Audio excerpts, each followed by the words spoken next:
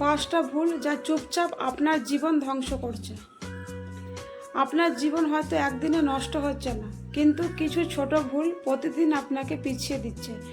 আর সবচেয়ে ভয়ঙ্কর বিষয় হলো আপনি সেটা বুঝতেও পারছেন না।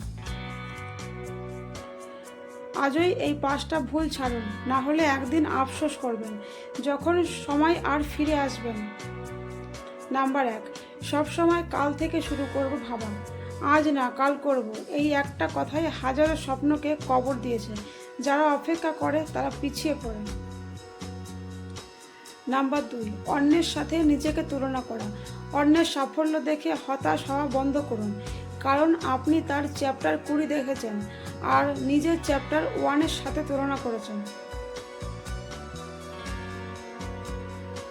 নাম্বার 3, অতিরিক্ত মোবাইল ব্যবহার।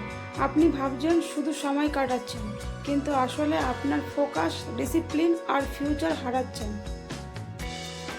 নাম্বার 4, সবাইকে খুশি করার চেষ্টা। যত বেশি সবাইকে খুশি করতে যাবেন, তত বেশি নিজের শান্তি হারাবেন। সবাইকে খুশি করা অসম্ভব।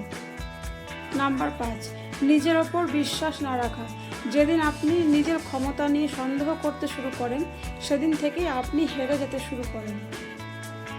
জীবন একদিনে ধ্বংস হয় না, প্রতিদিনের ভুল সিদ্ধান্তগুলোই ধীরে ধীরে সব কিছু ভেঙে দেয়।